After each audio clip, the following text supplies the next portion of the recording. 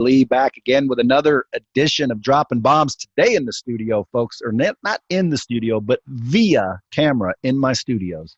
I've got the best treat for you on the planet. This guy's getting media attention left and right, briefly, because they'll take his ass down every time he shows up somewhere.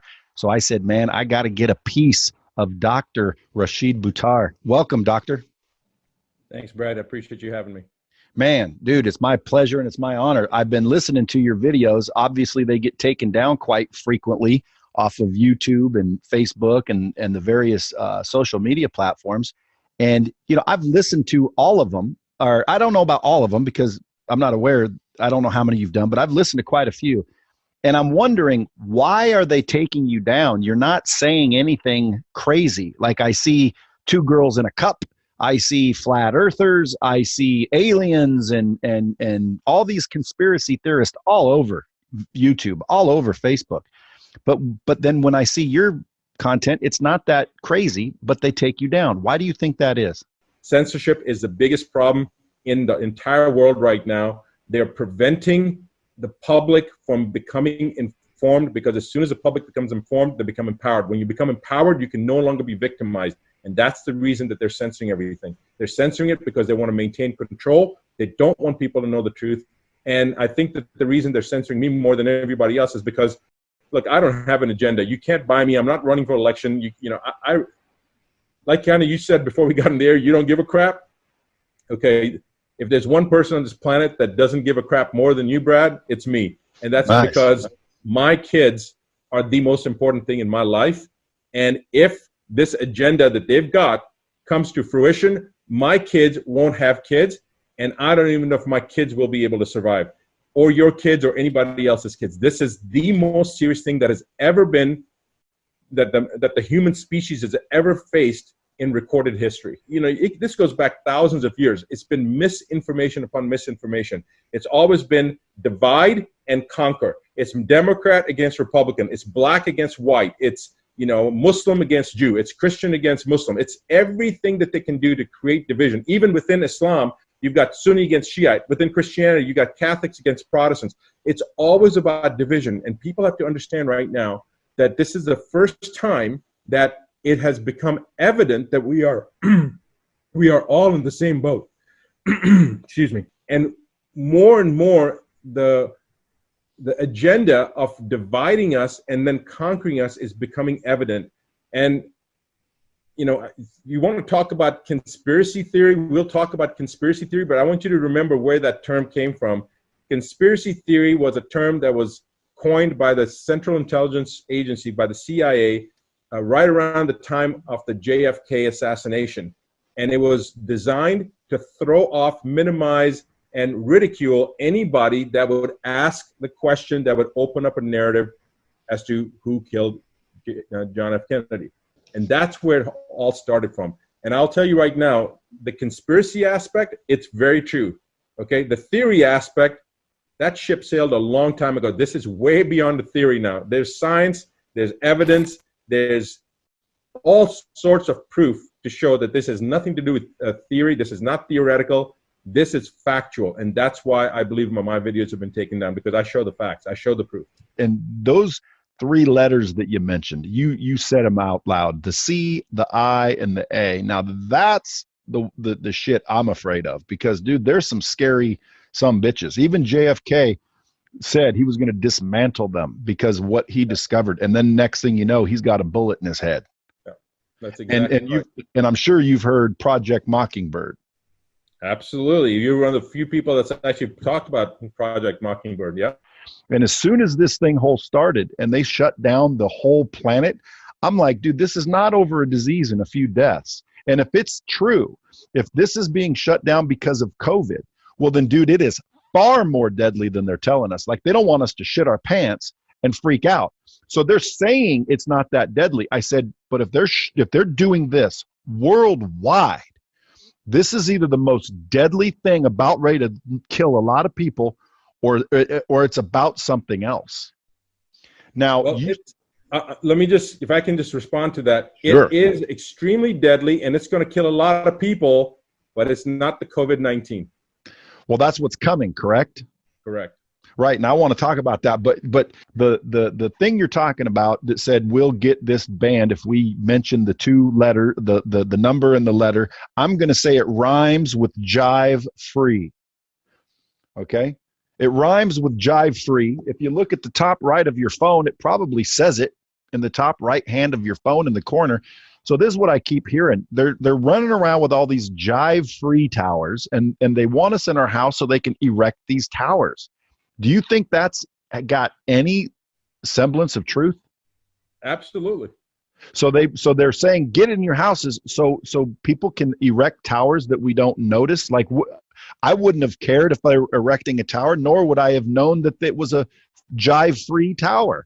Well, neither would I have been aware of it, and I wouldn't have cared either, except the fact that there's 2,000 studies that have been done to show the detrimental effects of this technology, and the technology itself has been talked about for a number of years, but it hasn't been rolled out. Even the stuff that's here in the States, when you see it on your phone, it's not it's more a marketing component. They haven't really started rolling out this on a mass scale. They did in Wuhan, they did in Italy, they did in Iran.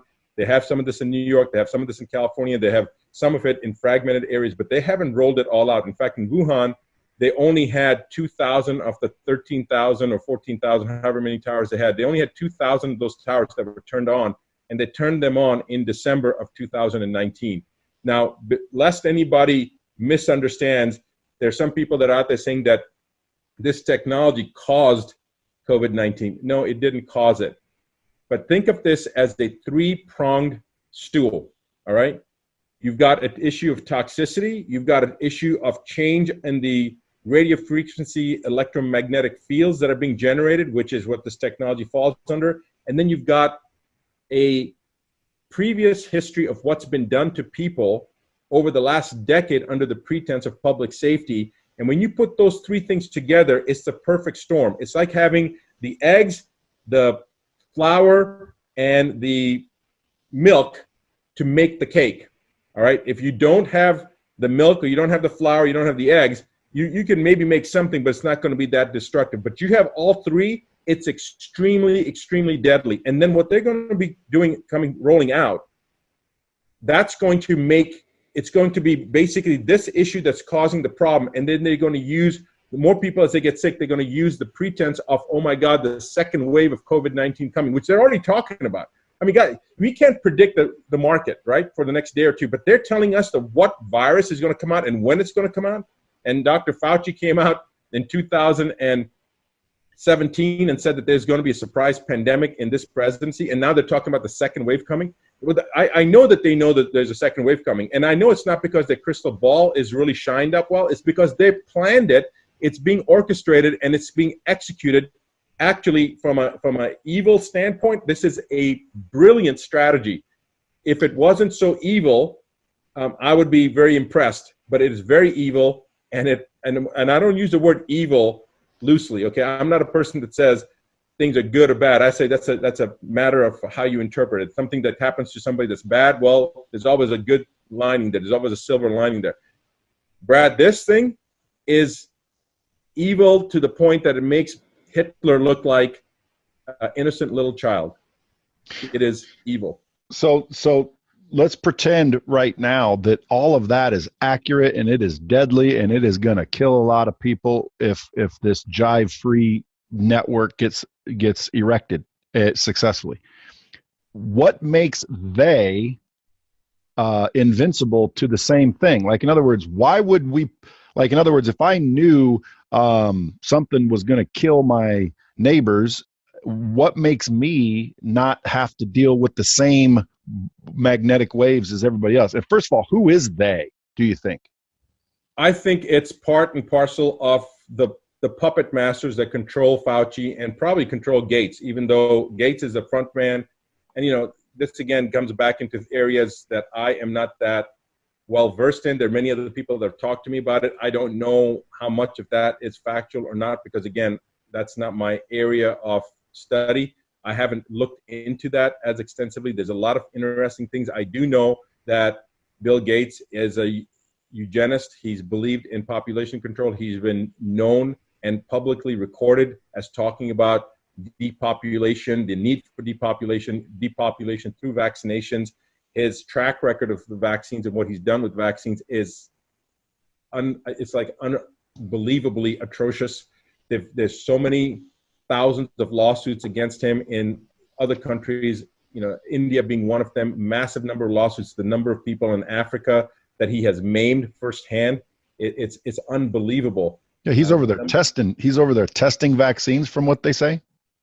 Well, he's also rolled out vaccine schedules in these other countries over the last 10 years, again, under the pretense of public safety, and has caused more mayhem and more chaos than Hitler did, just him alone. And, yeah, well, his computer system's done the same thing. It's got viruses. Exactly. He couldn't keep viruses out of the Windows. What specialty or education or knowledge base does he has that he thinks he can keep viruses out of the human system? And the bottom line is, you know, I don't even think this guy has a soul, man, because there's no way that you could ever do something like this, understanding and respecting our connectedness, having any spirituality, believing in karma, whatever. This guy is beyond any human capacity for doing wrong things that I have ever even been able to contemplate or imagine. Yeah. So, Brad, well, before we continue, I want to find out your opinion on this. These people that are behind this, even for billions and billions, if all of these towers kill people, won't it kill them too? Well, you know, this is a very good question. Again, as I mentioned, if you have the flour and the batter and the eggs and the milk, that it's a perfect storm. They don't want anybody to figure out what's been happening. So they've been laying things into our systems using these vaccines, the H1N1, the trivalent flu shot, the covalent flu shot. They've already found now that even though there's been no exposure to COVID-19, when you go back into these cat studies and mice and rat studies, and even in humans, they're seeing that without any exposure to COVID-19, they're testing positive for COVID-19. So they call it a false positive, meaning that it's false that that the test is positive, but it's positive, and so they're calling it false because there's no way it could be positive. In actuality, that's a load of rubbish. They're not false positives. They're accurate. There are positives because of the stuff that's been introduced into our systems, into the human systems, from the trivalent, the covalent flu shots, as well as the H1N1, and probably many other vaccines that have been out there. Now, and the studies have shown this. This goes all the way back to 1984. They've got studies that show in the animal model, people testing positive for coronavirus despite no exposure to coronavirus. So here's what's happening. There is this prediction that there's going to be a second wave. There is going to be a second wave. The second wave, the reason they know it is because they're planning it. So here's how the wave is going to happen. They're going to ease the restrictions right now. People are going to start coming out. And one, people have been in their houses. They've been stressed out. They come out. Their systems haven't adapted enough because they've been stressed out. They're walking out into an environment. Again, it's like they've been kept in a sterile environment. People are going to get sick when they come out just because they've been away from each other. So that's a normal process when you have a bunch of people together. People are going to get a little sick. They're going to introduce the vaccines. More people are going to get sick. The new technology that's being rolled out while we're being kept in homes is going to be turned on. And a lot of people are going to get sick. So you got a combination of people coming back out from their sterile, closed-in, protected environments into a public environment where everybody's the normal, just like a normal person when they come out into the store and you touch a grocery cart or something like that, and then you catch a normal flu. So people are going to get sick from that. Then they're going to be introducing the vaccines that are going to make more people sick. And then you've got this new technology that's going to make more people sick. So you got a whole bunch of people that are going to start getting sick, and they're going to use that as a justification. Oh my God, the new COVID wave is coming through. And then they're going to say the vaccine is mandatory. And now they're going to vaccinate more people, and that's where you're going to have millions of people dying. Not hundreds of thousands, not tens of thousands, millions. Now, some people may think, Dr. Buttar, you're full of crap and you're an idiot and you're crazy. That's fine. They're welcome to say anything they want. But 10 years ago, in 2010, if you go back and you look at the videos that were put out from CNN, all the mainstream media, they had President Obama talking about 60 million people in the US, 20% of the population was going to die from something called the H1N1. H1N1 was another man-made virus, okay? The guy who did all the research on the H1N1, and I'm sorry, the guy that did all the research on Tamiflu, which is the most utilized antiviral drug on the market. He's a researcher from Australia. I forget his name, but he put out a video, and he was talking about the H1N1. H1N1 is basically part of the bird flu, swine flu, etc. When you start looking at the H1N1, there's a Eurasian strain of the swine flu, and there's an America strain from the swine flu, North and South America. They have never crossed.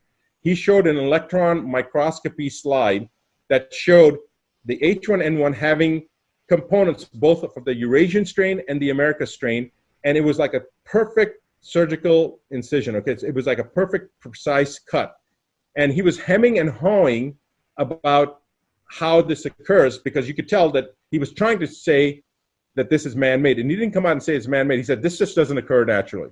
Well, it doesn't occur naturally, because there's no such thing with a surgical precision of a cut where you take two different viruses and put them together. It was structured that way. Moreover, H1N1 was actually patented. The virus was patented in Austria by Baxter, which is a large pharmaceutical manufacturer. Now, 9 months before the first case of H1N1. Now, there were people talking about the necessity of actually getting the H1N1 vaccine, and if they didn't, masses would die. In Germany, they committed to 98% of the population would be paid for to get the vaccine. They revolted. The public didn't want it. In UK, they did that. In the US, the nursing associations from Washington State and New York refused it. They were willing to go all the way to the Supreme Court to protest the unconstitutionality of having to be mandated to take a vaccine that hadn't been adequately studied. People laughed at the H1N1. Nobody took it, and that's the reason 60 million people did not die. They refused it. That's why. Now, there was a case that was reported in the Los Angeles Times about a hospital in Los Angeles called Martin Luther King Hospital, where they had 64 cases of people that died of H1N1, and nobody was talking about it, and they thought it was an outrage, and then boom, the story goes dead. Now, I happen to record that story, and I happen to have recorded that Tamiflu researcher because it took his video off too. And then I put out some videos. This was 10 years ago. They talk about the H1N1, how bad it is, and they're talking about these 64 deaths in Los Angeles Times, and the story goes dead. And I'm trying to figure out, why did the story go dead? So I'm looking in the archives and the websites that contain archives of other websites. Even in those archived websites, all traces of that article disappeared. You couldn't find it. It was like nobody had ever written it. I happen to have a friend that was working at Martin Luther King Hospital, a surgeon. I contacted him, and I asked him, I said, that was a load of rubbish, wasn't it? And he said, no, man, all 64 were real deaths. They actually died, and they were verified H1N1. They were tested. And now I'm shocked. But, you know, your name of your show is Dropping Bombshells. That's when he dropped the bombshell on me. He said, yeah, they were all tested, and they had all H1N1, but they were also, all 64 of them had the H1N1 vaccine. All 64 that had the vaccine died. Now, the reason we didn't have 60 million deaths in the US, and by the way, what I'm talking about is applicable to the whole world, but the reason we didn't have 60 million deaths in the US was because people refused to take the H1N1. And that's exactly what has to be done now, because if they don't, they will have millions and millions of people, not just in the US, but over the world. And I'm not kidding you. I believe that if this agenda goes through, there will be billions of people that will die, because their agenda, Gates's agenda, his eugenic agenda, is that the world cannot sustain a population over 500 million, that 1 out of 15 people should be surviving, 14 out of 15 need to be eliminated. 7.7 billion people on this planet right now, and they want less than a billion, half a billion people, which means 1 out of 15 would be surviving, 14 out of 15 would be eliminated. So, you know, I know people are going to think that this is way too much for people to handle, but I want to explain to you how they're going to do this. So now we come back after the second wave hits, that they're going to, under false pretense, say it's COVID-19, but it's not going to be COVID-19. It's going to be the rollout of this technology that people are going to be exposed to, which is coming to a much greater extent. Remember, in Wuhan, they turned on these towers in December, and that's when people started dropping. They've been introducing this stuff into children. When I said this stuff, various types of poisons we don't even know about, into our children, into us. For people that have been taking the flu shot, I haven't had a flu shot since 1992. I refuse to. But for people that have had this, they're going to be susceptible. All these people that are supposedly dying of COVID-19 all over the world, I want to know how many of them had the trivalent flu shot, covalent flu shot, and the H1N1 shot. That's what I want to know. Of course, they're not going to put that data out, because if they do, it's going to be a clear pattern. 99%, I predict, would have had those shots. Okay, quick question. If we've already gotten the shots, like my children, how do we get it out? Is there any way to get this shit out of us? The stuff that I know that's in the body, like nickel and formaldehyde and mercury, yes, we know how to take that out, and we've been taking that kind of stuff out for many years. There are other things like the DNA adducts and such. There are things that can be done to neutralize them. About getting them out, I don't know. But the problem isn't the things that we know and understand, Brad. The things are what has been introduced that we are not aware of. That's the concern, because we don't know all the stuff that they've been injecting. The mere fact that these people are testing positive for COVID-19 and never been exposed to it, and then you go back into these studies from 2018, 2014, 1984, and you see these positive for COVID-19 or positive for coronavirus, and then the so-called authorities, you know, when you talk to them, the virologists that are part and parcel of Fauci's crew, when you talk to them, they're like, oh, well, those are false positives. And the media is reporting them as false positives. They're not false positives. That test is picking up something that was introduced into the body previously. It's just like when we call side effects of drugs side effects. They're not side effects. They're direct freaking effects of those drugs. They're not desired, so we call them side effects, but they're direct effects. I mean, just think about the idiocy of it. You know, if I punch somebody in the face and it breaks their teeth and say, well, that's a side effect. No, it's not. It's a direct effect. I punched the person, they broke their teeth. That's a direct effect. You want to know about different doctors. Doctors are probably, just right now, the evidence is that the doctors out there, that the fact that the vast majority have not opened their mouths shows you that they are motivated by fear. Doctors are the greatest population of individuals as a whole. They have been attributed as being highly intelligent. They're not highly intelligent. I can tell you my profession is not highly intelligent. If you want to say what our profession is really, really, really well known for, and what you can say that nobody can compete with doctors, is the ability for them to process information and the ability for them to carry a workload. Doctors carry more workload on their shoulders than any other profession. But as far as raw cognitive ability, intelligence, no, they don't have it. They're glorified cookbook. They're following a cookbook. Okay, they're glorified cooks. That's all they are. I'll tell you very, very simply that all my friends that were in college that were really, really smart, they didn't go into medicine. They went into chemical engineering. They went into electrical engineering. They went into business. They didn't go into medicine. You got to really want to help people to go into medicine, especially nowadays. And Brad, I want to this is a really, really important part, so I just want to go ahead and mention this. The pharmaceutical company that has been earmarked to create this vaccine, there's 80 different vaccines in the cooker right now. Okay, that's what they're working on. But the one that was, there's a company called Moderna. CNN covered this, and Robert F. Kennedy was talking to me and a couple of other people about this. This Moderna has won. It was on the brink of bankruptcy. It was $1.5 billion in the hole. Gates has been propping it up. Fauci has now earmarked them to be the one that are going to get the contract to make this vaccine, okay, this vaccine for COVID-19. And it hasn't been granted yet, but from what I understand, that's what they're earmarking this company. Now, here's the thing about Moderna. One, there was a big article that was written about it. I believe it was in CNN. A big article they wrote about it. And what I want to bring your attention to is the last portion of it, which you know, a lot of people may not even get to that last portion. But here's the facts about Moderna that they didn't talk about in CNN. One, they've never made a vaccine ever. Two, they've never made anything that can be consumed by humans ever. Three, this has been a company on the edge of bankruptcy that Gates, as I said, fished out and that Fauci earmarked for this vaccine production. Four, they have bypassed all animal experimentation completely. They're going to introduce it straight into humans.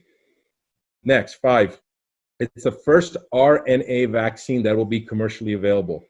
RNA, remember, viruses are RNA fragments and DNA fragments. When you have RNA naturally goes into our DNA to help repair and regenerate parts of the DNA that have been damaged. This RNA vaccine will go into our DNA and it will rewrite our DNA, not just at that moment, but continue like a domino effect. It will continue to rewrite our DNA. It will not metaphorically change us. It will literally, morphologically change us. It will change what it means to be a human, to the point that they don't want anybody that's going to be getting the experimental vaccines during the studies to engage in sexual intercourse, because they're afraid that if they reproduce, we will see what the first generation of babies are going to be looking like. That's why they don't want anybody to be engaged in sexual intercourse. If this agenda comes to fruition, our children will not be able to have children. And 2 generations down, we will not be humans like we know, like we are now. So this is truly, I'm not trying to exaggerate. If anything, I'm underemphasizing this. We are literally talking about the future of the human species. This agenda has to be stopped. And this little blip that we've got of time is when people need to understand that the US Constitution is not a document of convenience. It is a document that was formed in the belly of the worst time in the history of the United States. It was formed and honed in during a terrible, terrible crisis. And now when there's another crisis that's hitting us, we say, oh, no, we'll just put the Constitution aside. You know, they've been trying to disarm Americans for the last 10 years. I've got friends from all over the world. I've got patients from 93 countries. They all say the same thing to me, Dr. Buttar, I hope you Americans understand how important it is that you never give up your arms. Because as the US goes, so does the rest of the world. So to everybody that is a retired military or retired law enforcement or active duty law enforcement and military, I want you to listen to these words. Your oath was to defend and protect the US Constitution against all enemies, foreign and domestic. So remember that oath that you take. Don't give up your uniform. Wear that uniform with pride and look to your right and to your left and tell your fellow soldiers and fellow law enforcement, educate them, help them become aware, share those videos, have them come to Brad, to your link or to any links that explain this.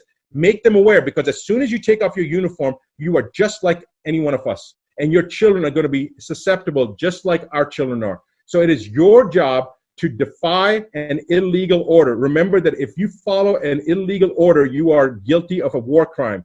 It is your job to stand up and refute that order. Already there are sheriffs in Arizona, in Massachusetts that have said they are not going to follow the governor's orders. This is not Nazi Germany. We're not going to randomly stop people and ask them for their papers. To those sheriffs, I applaud you and I salute you. And to the rest of the sheriffs, follow their lead. For law enforcement, for military, follow their lead, because your job is to defend those that can't defend themselves. Your job is to stand up for the rights of those that are not able to speak or that are not able to protect themselves. And when somebody gives you an order to do something, whatever that order is going to be in the future, remember that.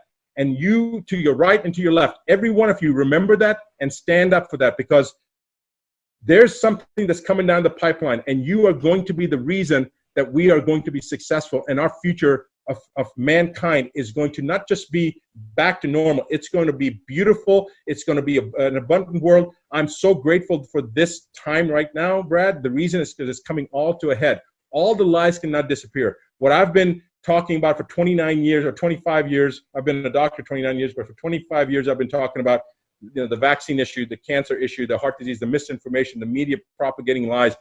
It's all coming to a head. It's everything. Over 20 years ago at a conference, I said, and I've probably said it at least a half a dozen times since then, that if there was ever going to be another civil war in our country, it would be over the issue of vaccination. And now I see it happening. I never envisioned it was going to be over this vaccination issue. I thought it was going to be about childhood vaccinations, but I think this is what's coming. And we can prevent that by people becoming informed, empowered with knowledge, because once you're informed and once you're empowered with knowledge, you regain your autonomy and you can never be victimized. They can't take advantage of you.